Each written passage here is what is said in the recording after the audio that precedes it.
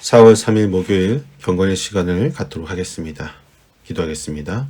언약을 지키시는 신실하신 하나님, 이 아침 요나단과 다윗의 언약을 통해 하나님의 뜻을 따르는 자의 헌신과 충성, 그리고 은혜를 기억하고 끝까지 책임지는 삶을 배우길 원합니다.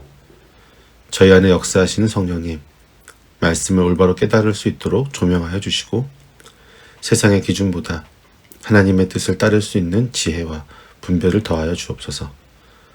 저희가 듣는 말씀을 지나치지 않게 하시고 주님 앞에서 말씀과 언약을 소중히 여기는 사람으로 세워 주옵소서. 예수 그리스도 이름으로 기도드립니다. 아멘. 사무엘상 20장 12절부터 16절까지 말씀을 보겠습니다. 같이 읽겠습니다. 요나단이 다윗에게 약속하였다. 주 이스라엘의 하나님이 우리의 증인이시네. 내가 내일이나 모레 이맘때에 아버지의 뜻을 살펴보고 자네에게 대하여 좋게 생각하신다면 사람을 보내어 알리겠네. 아버지가 자네를 해치려 한다는 것을 내가 알고도 그것을 자네에게 알리지 않아서 자네가 안전하게 피신하지 못하게 된다면 주님께서 이 요나단에게 무슨 벌을 내리셔도 달게 받겠네. 주님께서 나의 아버지와 함께 계셨던 것처럼 자네와도 함께 계시기를 바라네. 그 대신 내가 살아있는 동안은 내가 주님의 인자하심을 누리며 살 수 있게 해주게. 내가 죽은 다음에라도 주님께서 자네 다윗의 원수들을 이 세상에서 다 없애버리시는 날이라도 나의 집안과 의리를 끊지 말고 지켜주게. 그런 다음에 요나단은 다윗의 집안과 언약을 맺고 말하였다. 주님께서 다윗의 원수들에게 보복하여 주시기를 바라네. 사람 사이의 약속은 쉽게 깨어집니다. 감정이 식거나 상황이 바뀌거나 손해가 생기게 되면 그 약속은 무겁지 않은 말처럼 흩어져 버립니다. 그러나 하나님 앞에서 맺은 언약은 다릅니다. 그것은 인간의 유익을 넘어서 하나님의 뜻과 성품을 따라 살아가는 삶의 결단이 됩니다. 오늘 본문에 나오는 요나단과 다윗은 단순한 친구 사이가 아닙니다. 그들은 하나님 앞에서 언약을 맺은 신앙의 동지였습니다.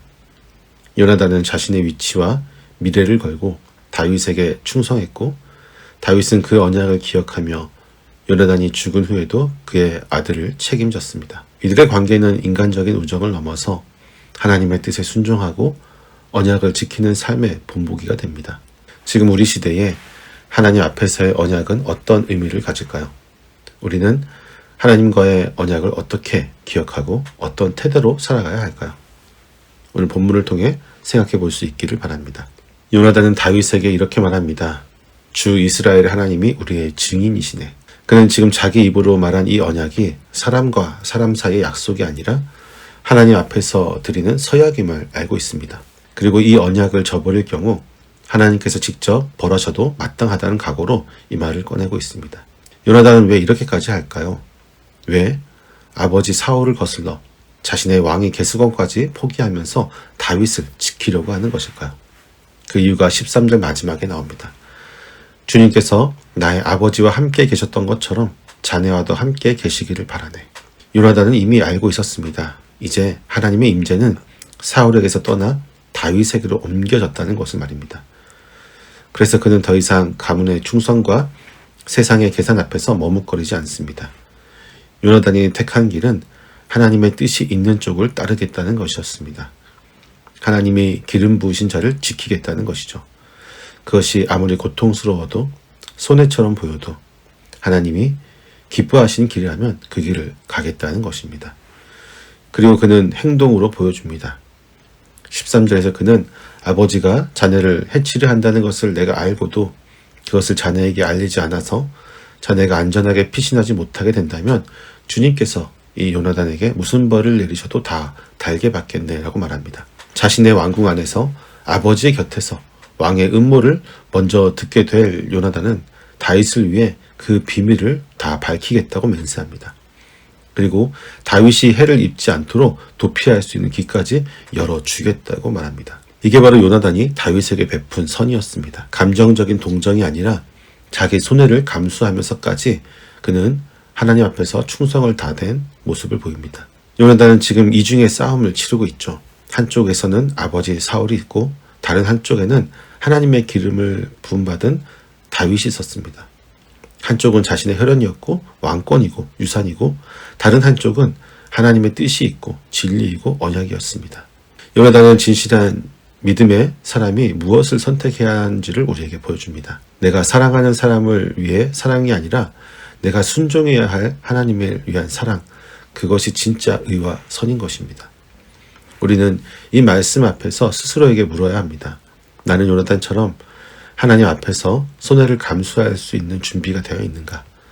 하나님이 기뻐하시는 사람, 하나님이 함께 하시는 방향을 향해 내 이익과 감정을 넘어 순종할 수 있는가? 우리는 어떤 위치에 있습니까? 요나단은 자신의 사랑을 말로만 표현하지 않습니다. 그는 이 언약이 자기 생명이 닿는 날까지 그리고 죽은 뒤에도 계속되기를 바랬습니다. 요나단은 다윗에게 살아있는 동안 자신에게 인자함을 베풀어 달라고 요청합니다. 그리고 죽은 이후에도 자기 자손들에게까지 그 인자함을 이어달라고 부탁합니다. 여기서 인자하심으로 번역된 말이 히브리어로 헤세드란 말입니다. 성경에서 헤세드는 하나님께서 언약 백성에게 끝까지 신실하게 베푸시는 사랑에 대한 말입니다. 요나단은 지금 다윗이 하나님 앞에서 한 언약을 끝까지 지킬 것이라 믿고 자기 집안의 미래를 맡기고 있습니다. 요나단은 다윗을 향한 믿음과 신뢰를 넘어서 하나님 앞에서의 믿음을 담아 이 언약을 요청하고 있습니다. 다윗이 왕이 되었을 때 자신의 이름을 두려워하지 않기를, 정권이 바뀌어도 보복하지 않기를, 약속한 것을 잊지 않기를 바라며 살아있는 동안에도 죽은 이후에도 후손에게까지 이 헤세드가 이어지기를 간구합니다. 그리고 놀라운 것은 다윗은 이 언약을 마음에 새기고 살았다는 것입니다. 시간이 지나고 사울 왕조가 무너지고 다윗이 왕이 되었을 때 그는 이렇게 말합니다. 요나단의 집에 내가 베풀 수 있는 사람이 남아있는가? 그에게 하나님의 은총을 베풀고 싶구나. 그는 요나단의 아들 무비보셋을 찾아냅니다.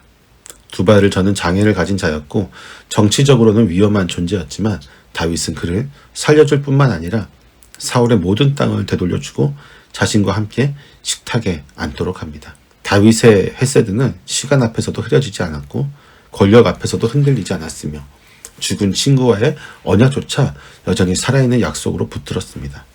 이것이 다윗의 신실함입니다.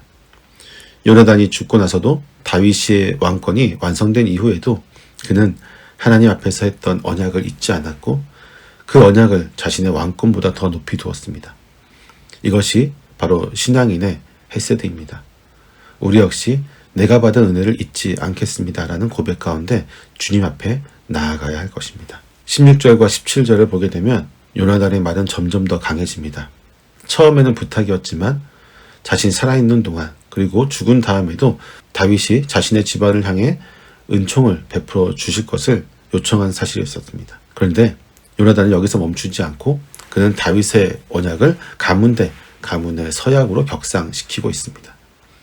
이 언약을 해치는 모든 자들에게 하나님이 보복이 있기를 선언하기도 합니다. 그 대상은 바로 자기의 아버지가 될 수도 있음에도 말입니다. 요나단은 지금 하나님이 기름 부으신 자 다윗을 대적하는 것은 곧 하나님의 뜻에 반역하는 행위임을 분명히 하고 있습니다. 그리고 그에 대한 심판은 하나님께서 친히 이루시기를 기도하고 있습니다. 이 선언은 충성과 사랑이 동시에 담긴 고백입니다. 하나님께서 세우신 언약을 해치는 자에 대해서는 단호하겠다는 태도, 그러나 하나님 편에 서 있겠다는 분명한 신앙의 선포가 포함되어 있습니다.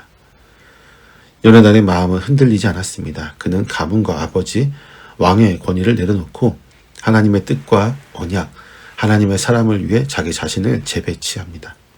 이것이 진짜 신앙인의 모습입니다. 언약은 아무 말이나 하는 것이 아닙니다. 언약은 목숨을 걸고 책임지는 것입니다.